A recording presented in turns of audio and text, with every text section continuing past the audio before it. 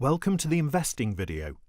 In this video we will give you an overview of the different types of investments and the potential risks and returns of each type. An investment is something you buy to make a profitable return. Investments can offer higher potential returns than leaving your money in a savings account. However, you are exchanging the security of a guaranteed return in the hope that you make more money. Investing exposes your savings to risk.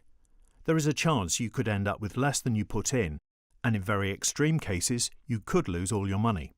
There are four main categories of investment: cash, which are savings with a bank or building society; bonds, where you lend your money to a government or a company; property, where you invest in either residential property on a buy-to-let basis or commercial property to let as business premises; shares, where you buy a part of a company.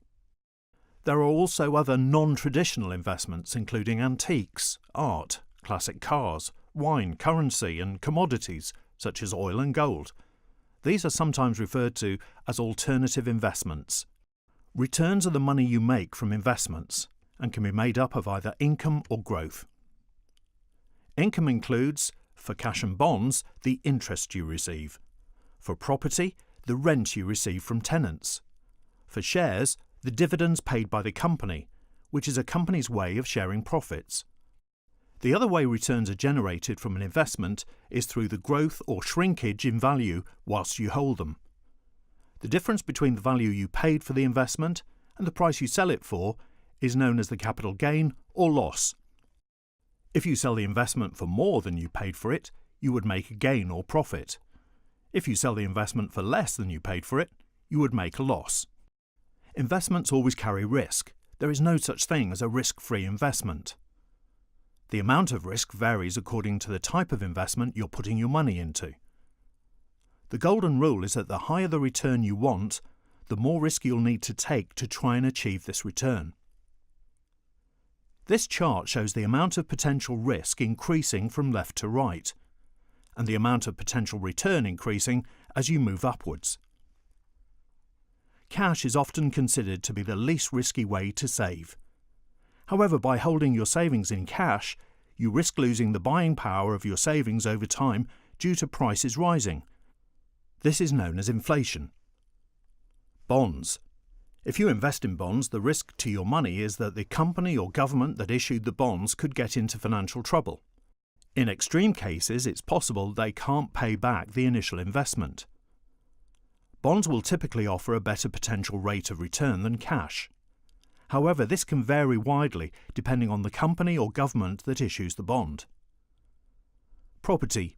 There is no guarantee that the tenants will pay the rent, what the value of the property will be when you want to sell it, and the costs of buying, selling and maintaining a property can be high. Shares.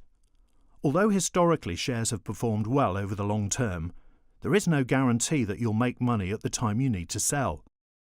Shares can go up as well as down, and dividends are not guaranteed.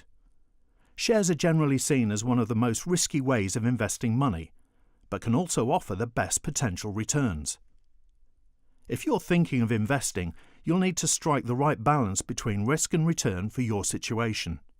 A way to reduce risk is by spreading your money across lots of different investments.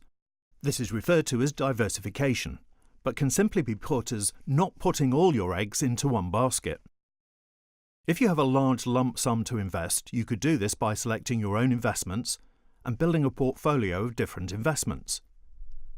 Many people are looking to spread their money across lots of different investments, but have much smaller sums to do this with. Investment funds can offer a useful solution. An investment fund is effectively a whole portfolio of investments. By investing into the fund, you are investing into a small share of that portfolio. The investments held in the portfolio are decided by a fund manager, and there are almost unlimited different options to choose from. Most fund managers allow small regular savings, typically of around £25 per month. There are no guarantees when you're investing. Investments can rise or fall in value. You may want to consider investing when you have plenty of savings in cash. This should put you in a position where you won't need to access investments you make in the short term. You want to invest for 5 or more years. Generally, if you think you might need access to your money in the next 5 years, you should hold your money as cash. You understand and accept the risks involved. You understand the costs involved with buying, selling, and holding the investment. If you are considering investing some money, you will need to decide how you will do this. Most banks and building societies offer investment accounts. There are an increasing number of online companies that offer investment accounts. These are often referred to as fund supermarkets, as they offer lots of different investment funds from lots of different providers.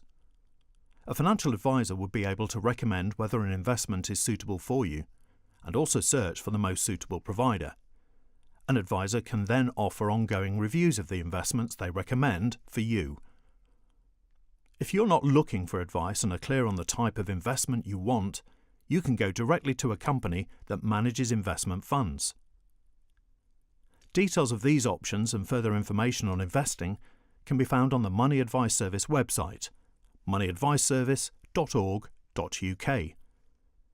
You should be careful about scams whenever you're making an investment.